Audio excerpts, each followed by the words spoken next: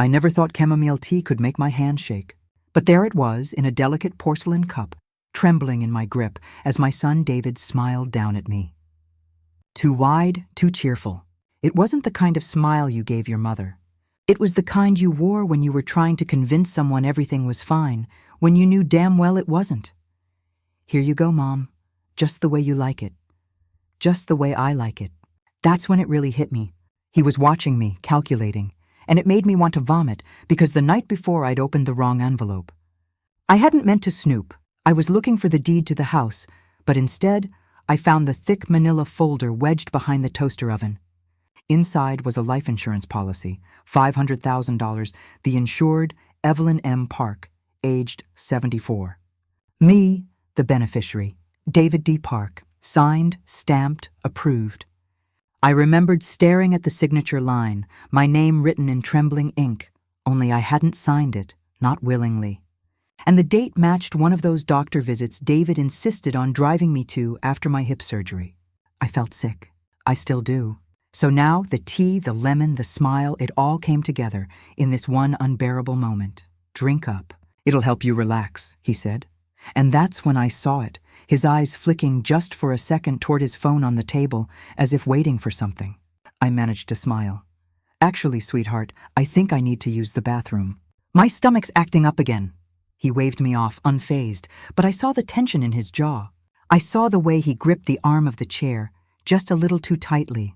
As soon as I stepped into the hallway, I pulled the little travel vial from my robe pocket. I'd carried it for years with lavender oil for stress. I dumped the tea inside quickly, heart pounding, and sealed it shut because I wasn't imagining this. And I wasn't crazy. My son was planning something, and I was going to find out what before it was too late. My heart didn't stop racing, not even after I closed the bathroom door and locked it. I turned the faucet on for cover and leaned over the sink, gripping the sides like they might anchor me to something real. What kind of son takes out a life insurance policy on his mother without telling her, without asking, without needing her signature? Unless he forged it. Unless he didn't plan on me living long enough to question it. The tea vial was in my purse now, wrapped in a handkerchief. I sat down on the closed toilet lid, trying to breathe through the buzzing in my ears. I was shaking, but I wasn't scared. Not exactly. It was something else, something worse. I was humiliated. That was my own flesh and blood out there in the sunroom. My only child, smiling like a snake and trying to make me sip poison. I opened the door slowly and shuffled back toward the hallway like nothing had happened. I'd had enough life left in me to fake arthritis for 2 minutes. David looked up from his phone when I returned. The screen went dark too fast. "You okay, Mom?" I nodded and sat down carefully, keeping my purse on my lap. "Just some indigestion," I said with a tight smile. He didn't press. Instead, he leaned forward like he was delivering breaking news. "I was thinking of organizing your meds this week. Maybe switching to one of those digital pill boxes, you know? I saw one online that sends alerts to family when doses are missed." I blinked. "Why would I need that?" "I've been fine," he shrugged. "Just for peace of mind. You've been forgetful lately." There it was. The setup. I wanted to scream, to throw the teacup at the wall and demand answers. But I kept smiling because I knew now this wasn't just about a policy or a payout. David wanted control. He wanted me sick, dependent, silent. And if he couldn't get it through guilt or coaxing, he'd get it through my bloodstream. "I'll think about it," I said softly, nodding like I appreciated his concern. "Of course," he said, reaching over to pat my knee. That fake warmth again. The same warmth I used to feel when he needed rent money, or when he talked me into co-signing his car loan, or when he said, "It's just temporary, Mom." My phone buzzed in my purse. I reached in to silence it, but the caller ID caught my eye. Rosa Santiago. I hadn't seen her in 3 years. Retired now. Used to be the head nurse at the county hospital. Smart as a whip and sharp as a blade when it came to spotting. I made a mental note, because if there was anyone I could trust with this fear that was starting to feel more and more like fact, it was Rosa. And I wasn't waiting for David to make another move. By the time the sun dipped behind the cypress trees, David had gone out for one of his, quote, networking drinks. That meant 3 hours minimum. Sometimes more if the woman behind the bar poured with a heavy hand and a smile. Now I was grateful for the time alone. I pulled the tea vial out of my purse and stared at it under the kitchen light. Just an innocent golden liquid in a small glass container. Smelled of lemon and honey. Looked harmless, but it didn't feel harmless. The house was quiet except for the ticking of the wall clock and the hum of the refrigerator. I moved through the kitchen slowly, deliberately, not to avoid detection, but because I wanted to see the place the way David saw it. Neat, predictable, controlled. My herb garden outside the back door was where I went when the silence in this house started whispering too loud. The night before, I'd found him standing out here, just standing, phone in hand, staring down at the garden. When I asked what he was doing, he jumped, literally jumped, and muttered something about needing air. What was he really doing? I glanced over at the side of the shed. That's where the trash bags went. Supposedly on a schedule, except last week, I'd caught him stuffing something into the outside bin in the middle of the night. That's where I found the receipt, ripped in half, but not shredded enough. A strange line item from a place called Holosaurus Apothecary. Not local, but not Walgreens either, and it wasn't cheap. The words compound infusion and herbal extraction were barely legible, but I knew what they meant. David was buying something custom, something meant to look natural, untraceable, like the tea. I felt the cold truth tighten in my stomach like a vice. This wasn't paranoia. It wasn't grief-talking. I wasn't imagining the distance or the fake kindness or the condescension dressed up as care. I was being hunted in my own home. I went back inside and pulled out my ancient address book, the kind with the curled edges and faded ink. Rosa's number was still there. She lived just 15 minutes away near the bayfront. I dialed and waited. 1 ring, 2, then her voice warm and familiar. Evelyn. Lord, I haven't heard from you in a year. Rosa, I need to ask a strange favor. There was a pause. What kind of strange? I think my son's trying to drug me. Dead silence. Then you want to come by right now? I nodded, even though she couldn't see me. I've got a sample of tea. I don't want to send it to a lab yet. Not officially, but if you could take a look. I've still got my test kit, she said, her voice shifting from shock to business. Come now. And Evelyn, don't drink or eat a thing until we know. I hung up, grabbed my purse, and tucked the tea deep inside. And for the first time in weeks, I didn't feel old or scared or confused. I felt like someone with a mission. Rosa's porch light was already on when I pulled into her driveway. She opened the door before I reached the steps, wearing her old nurse's scrubs like she just stepped off shift, even though she retired last winter. You didn't say goodbye when you left the church group, she said, pulling me into a hug. Now I know why. I hadn't realized how tense I was until I felt her arms around me. My body sagged a little in hers, just enough to admit to myself that I wasn't okay. Inside, the kitchen smelled like ginger and antiseptic, comforting and clinical, a strange mix that suddenly made perfect sense for Rosa. She motioned to the table, set it down there. I unwrapped the vial from my handkerchief and placed it in the middle of the table like it was evidence in a trial. Rosa stared at it for a long time before moving. Then she opened a cabinet and pulled out a compact gray case, unzipping it with a familiar efficiency that reminded me how many patients she'd calmed in her day. You really think it's poisoned? I really don't trust my son. Rosa didn't press. She slipped on a pair of gloves and drew a sample into a small pipette, then began dropping liquid reagents into a petri dish like she was making a potion. Then she froze. What? I leaned forward, but she didn't speak. She just reached into the kit again, swapped out a strip, and dipped it into the tea. A minute passed. Then she looked up. Evelyn, I can't be 100% sure without a full tox panel. But it's reacting to scopolamine. My stomach dropped. That's Delarant. Also used as a sedative. Microdoses mess with cognition, memory, orientation. At high doses, it's dangerous. My mouth went dry. He could have eventually, yes, slowly, gently.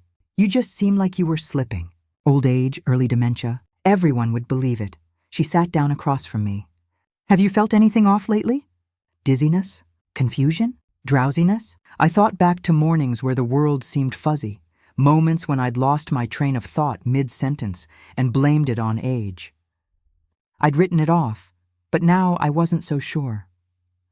Rosa reached across the table, resting a gloved hand over mine. I can send this sample to a friend of mine at the university. Quietly, no names attached. I nodded, the gravity sinking in. This isn't just shady, Evelyn.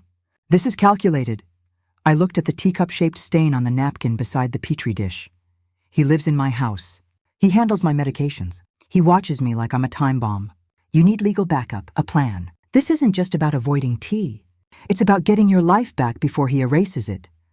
My hands trembled, not from fear, but from the realization I'd waited too long to start fighting. I'll get one, I said, the words heavy in my throat. Good, Rosa replied, because if he's willing to do this, he won't stop here. I left her house with a folder of notes, a photo of the test results, and the beginnings of a plan.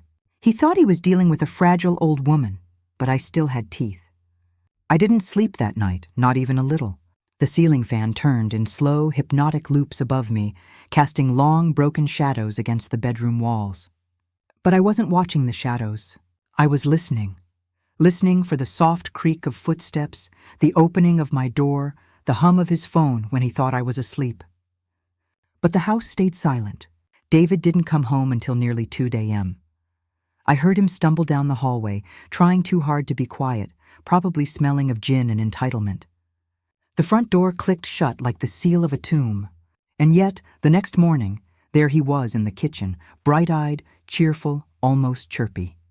It turned my stomach. Morning, Mom. Want me to make your tea? I didn't flinch. Actually, I said, reaching into the cabinet, I think I'll switch to coffee today. Felt like I needed a little more clarity. He laughed, a short, nervous bark, then nodded and poured himself cereal. I watched him from the corner of my eye. His phone buzzed. He picked it up, looked at the screen, then set it face down on the counter, too quickly. He was expecting something. Maybe a reaction. Maybe for me to wobble a little, lose track of time, forget what day it was, but not today. I was sharper than I'd felt in months. I waited until he left for his mid-morning walk, code for pacing the backyard while arguing with someone on the phone. Then I opened the drawer he thought I never touched. My pill organizer, the one he insisted on refilling to help me, was locked. A tiny combination padlock like something from a school locker. I didn't bother trying to break it open. Not yet. Instead, I walked out to the garden. The rosemary had gone a little wild, growing in long, chaotic strands near the tomato planter. I crouched beside it, not for the herbs, but because that was where I hid my oldest trick. My husband Gerald had been many things, grumpy, stubborn, devoted, but he was also paranoid. Years ago, he installed a shallow compartment beneath the garden bench meant for hiding valuables. I opened it and pulled out what I'd tucked there a few days ago. A small notepad, a digital recorder, and the receipt I'd found in the trash. I added a new entry, Day 5, found pill organizer drawer locked. David offering tea again. Very persistent. He has been monitoring my habits. I avoided all food and drink from him. I recorded a voice memo repeating the same. Then I snapped a picture of the lock on the drawer. Document everything. That was Rose's advice. Back inside, I cleaned the kitchen. Not because it was dirty, but because it gave me cover. While rinsing out David's cereal bowl, I spotted a tiny smudge on the spoon. A yellowish powder stuck where milk hadn't quite reached. I snapped a photo of that too. Later that day, when he was out again, I checked the trash. Underneath the banana peels and protein bar wrappers, I found a folded pamphlet, Caring for a Declining Parent, Guardianship Options, and Early Signs of Mental Instability. He wasn't just drugging me. He was planning to take legal control, and that meant I was out of time to play it safe. Next stop, a lawyer, because if David wanted to erase me, he'd have to fight for every inch. The lawyer's office was 5 blocks from the library where I used to volunteer every Tuesday before David moved in and restructured my life. Funny how quickly routine disappears when someone starts deciding things for you. The receptionist offered me a clipboard. I wrote slowly, not because I had to, but because I wanted time to think. What was I doing? Planning for a battle against my own son. And yet, what choice did I have? I was ushered into a small office that smelled like new carpet and printer toner. A woman in her 50s with silver-streaked hair and horn-rimmed glasses greeted me with a firm handshake. Evelyn Park, I'm Malene Cho. You mentioned power of attorney questions on the phone. I nodded and sat down, opening my purse to reveal the tea sample photo, the locked pillbox image, and the pamphlet David left buried in the trash. Malene's brows raised a little as I laid out my quiet war. I haven't signed anything, I told her. He doesn't have guardianship, but he's pushing toward it. Quietly, relentlessly, she nodded slowly, reading the fine print on the pamphlet. You're not the first, she said softly. Adult children use elder guardianship all the time. It's legally easy, especially if you're isolated or already on medications. But you're smart to come now. I swallowed the knot rising in my throat. I thought he was helping me, but he's been managing everything, my food, my pills, even what I see on my calendar. I found an insurance policy under my name for $500,000. I didn't authorize it. That got her full attention. Did he forge your signature? I think he tricked me into signing a blank page. It matches the date of a doctor visit. She sat back. Then we don't just need to prevent a guardianship claim. We need to start building a defense and a record of intent. If anything happens to you, that policy gives him motive. I nodded. I'm already documenting everything. Good. But you need to protect your assets formally. Put the house in a trust, one with a named successor who's not your son. Move your medical POA to someone you trust. A friend, not family. Rosa Santiago, I said without hesitation. Retired nurse. She's helping me. Perfect. We'll start there. She began typing, asking questions as she went. Have you been threatened? Have you felt unsafe? Have you noticed gaslighting behaviors, misplacing items, emotional manipulation, blame? Yes, all of it. By the time I left, I had 2 notarized forms, a court-ready revocation of power of attorney and the beginning of a living trust setup. Malene was fast, sharp, and didn't pity me. I liked her instantly. You're not weak, she said as she walked me out. You're what every older woman needs to be prepared. The sun had shifted west, casting long shadows across the sidewalk as I walked back toward the car. A breeze rustled the hedges along the curb. And for the first time in weeks, I didn't feel like prey. Back home, David was waiting on the porch, hands in his pockets, smiling like nothing had happened. You were gone a while, he said casually. I had errands, I replied, matching his tone. I walked past him without flinching. But inside, I was still. He didn't know it yet, but his game was cracking at the seams, and I was ready to rip it wide open. The antique teapot had belonged to my grandmother, a delicate porcelain thing with faded violets painted along the lid and a tiny crack near the spout. It hadn't poured real tea in over 20 years, but now it had a new purpose. I stood on a stool in the corner of the kitchen, screwing the hidden nanny cam into the hollowed-out lid. I'd ordered it from a hobbyist website Rosa recommended, the kind that marketed to caregivers and suspicious spouses. The lens was no larger than a peppercorn. When I stepped down, I tested it from my phone. The feed was crisp, clear, sound included. The camera watched the entire kitchen. Countertops, drawers, the pill organizer, the stove where David always insisted on making my tea. I placed the teapot back on the high shelf, right where it always sat, collecting dust. David wouldn't notice. He barely noticed anything that didn't benefit him. As I wiped the counter, the front door opened. His footsteps were too fast, too light. His casual demeanor was always a little too eager when he was planning something. Mom, he called out. In here, I said, not turning. He walked in with 2 paper bags, health groceries, organic teas, vitamin drinks. He made a show of unloading them, placing a new chamomile box on the counter right in front of the camera. I read online this brand helps with blood pressure, he said like a concerned son. I nodded. You're always so thoughtful. He pined under the praise. He didn't see my eyes flick toward the teapot, still and silent on its perch, watching. Later that night, I waited until he was asleep, his door closed, soft snores leaking through. I crept into the kitchen, opened the drawer he'd locked days ago, and finally picked the tiny lock. It took me 3 tries, but I got it open. The pill organizer was full, but not with my prescriptions. Different pills, different colors. I snapped pictures, then placed everything back exactly as I'd found it. In the morning, I met Rosa at the library cafe. We sat in the corner where the windows were sunlit and the Wi-Fi strong. I handed her the flash drive I'd synced from the camera. She plugged it into her tablet and watched 10 minutes of footage in silence. David swapping my sugar bowl, David washing only one of 2 identical mugs, mine. David opening the pill drawer and replacing one container with another identical one he'd pulled from his backpack. He's not even being careful, Rosa muttered. That's arrogance. He thinks he's already won. I sipped my coffee and stared at the passers-by outside. Couples walking dogs, children tugging at strollers. How do you stop a son from killing his own mother? Rosa looked up. You don't just stop him. You expose him, and then you make sure he can never get close again. She handed the drive back. Keep documenting. Start planting seeds. Let him think you're slipping. Just enough. He'll get bold. And when he does, we'll have enough to bury him. I left the library with a plan ticking inside me like a clock. David had turned my home into a trap, but he forgot one thing. So had I. And my trap had just started closing. That night, the sky cracked open with rain. The kind of Florida storm that rolls in loud and sudden, pounding the roof like fists. I stood in the kitchen, lights low, the storm masking my movements. David was in the living room, feet up, scrolling his phone. "I think I'll go lie down early," I said. "Something's off today." He nodded a little too quickly. "Yeah, you've been tired a lot lately," I noticed. His voice was syrupy, but behind it I heard eagerness. He wanted me tired. I left the cup half full and walked out slowly, slower than I needed to. Let him think the sedative was working. Let him believe his illusion. Back in my room, I waited until he passed my door, whispering into his phone like he always did when he thought I couldn't hear. Only this time, I recorded it. His voice was sharper, impatient. "I don't care what they said. It's taking too long. She's too healthy. The policy doesn't pay out if she just fades. There has to be something faster."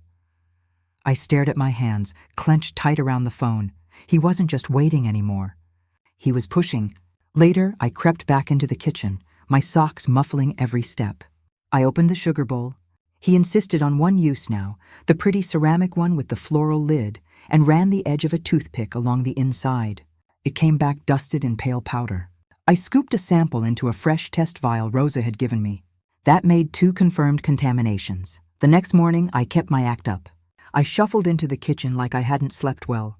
I yawned on cue, fumbled my glass of water just slightly. David offered to refill it, and I let him, but I never drank it. Instead, I pulled the sugar packets I'd stashed in my robe sleeve and slipped them into my coffee when he wasn't looking. I saw his frown when I didn't reach for the bowl. He covered it quickly, but I noticed he was getting frustrated. That afternoon, I caught him in my bedroom. He said he was looking for my laundry basket, but the basket was in the hall. It always had been. When I came in, he jumped, his hand still inside the drawer where I kept my notebooks. The decoy journal I'd planted with vague scribbles about memory loss and dizziness lay half pulled from the drawer, just as I'd hoped. I smiled at him like I didn't see.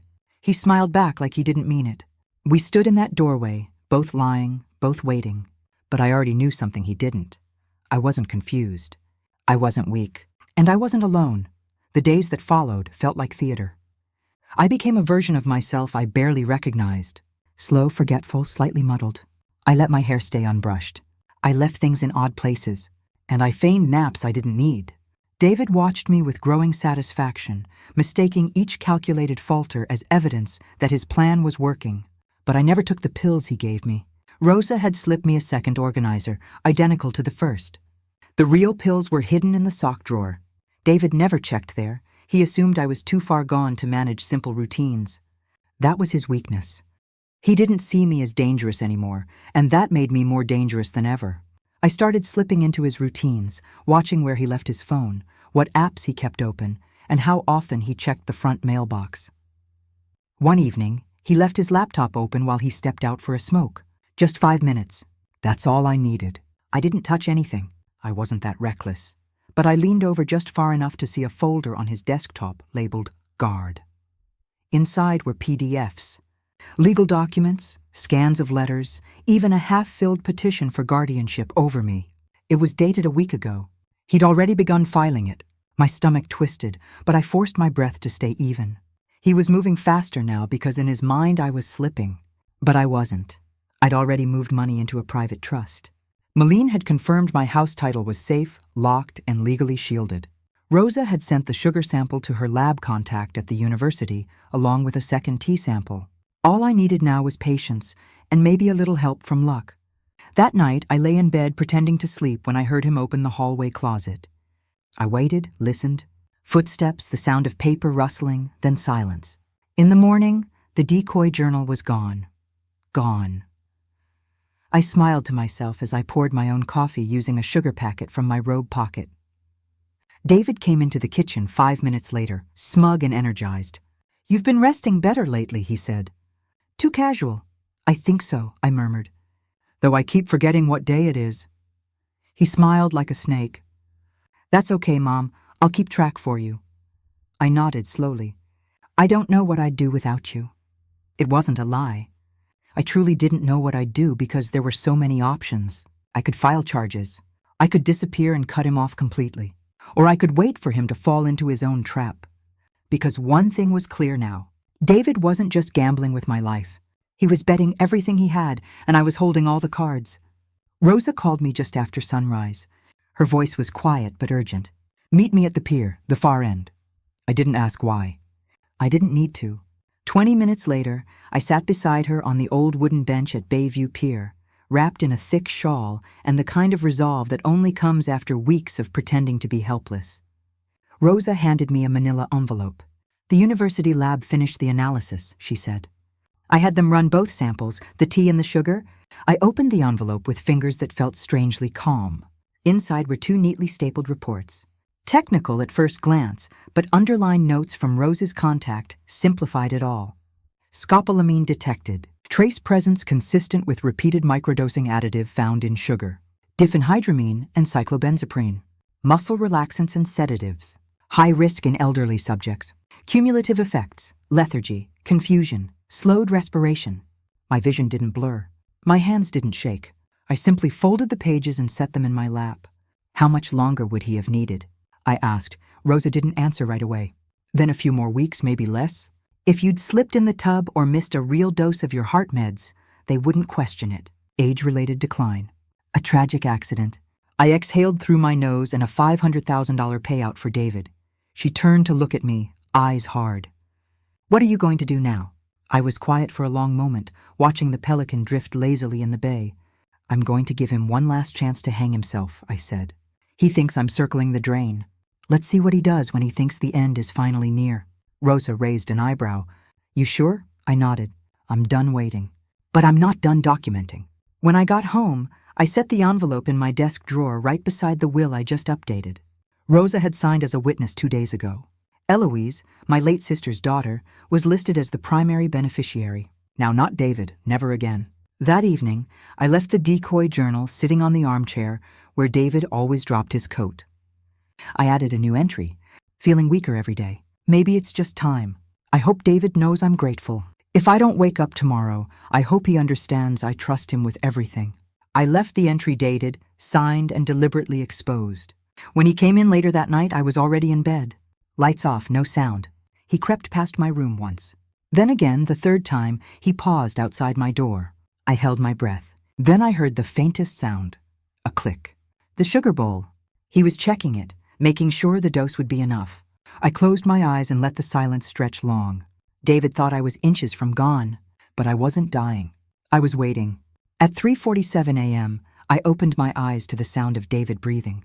He was standing in my doorway, not moving, not speaking, just watching. I didn't flinch. I kept my breathing even, shallow like someone sedated. My hands were limp on the quilt. He waited for another minute, maybe 2, before he stepped back, closed the door quietly, and returned down the hall. He thought I was fading, and he was just waiting to see when in the morning I poured his bourbon with steady hands. Neat 2 fingers, just the way he liked it. Only this time I'd added something of my own, a harmless compound, Rosa suggested. One that wouldn't hurt him, but would make his stomach turn.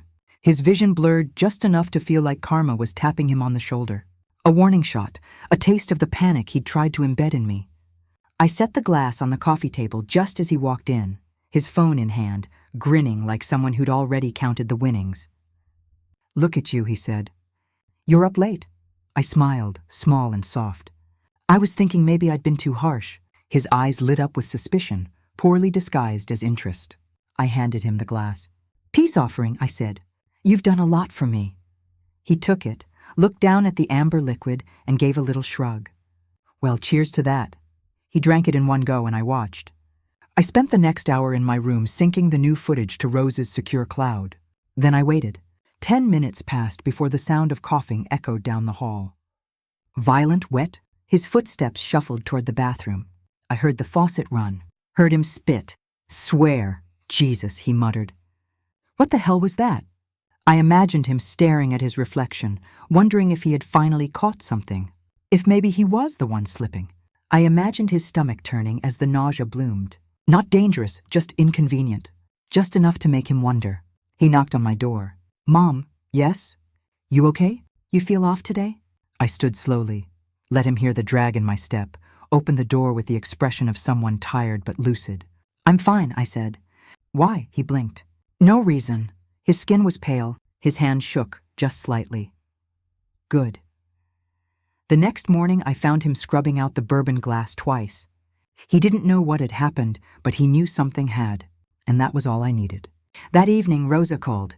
The last test vial had come back positive for both scopolamine and zolpidem, a dangerous mix in any dosage. The report was conclusive, and with the footage we'd gathered, it was more than enough for law enforcement to take seriously. I stood in the kitchen, the smell of rosemary and old lemon peels hanging in the air, and stared at the teapot camera. David thought he was tightening the noose, but I was already on the other side of it, watching him pull it around his own neck, and soon he was going to feel it snap. I dressed carefully that morning. Light sweater, slacks, hair combed back neatly, no trace of the frailty I'd worn like armor for weeks. David didn't notice. "Morning," he muttered, avoiding my eyes. "Morning," I said evenly. He reached for the sugar bowl and stopped, thought better of it. His hand hovered over the handle of the cabinet where the pills were locked up. I tilted my head. "Something wrong?" "No," he said too quickly. "Just you seem better today." "I feel clearer," I replied. "Something's changed." He nodded like he was trying to solve a puzzle without realizing the picture was already complete.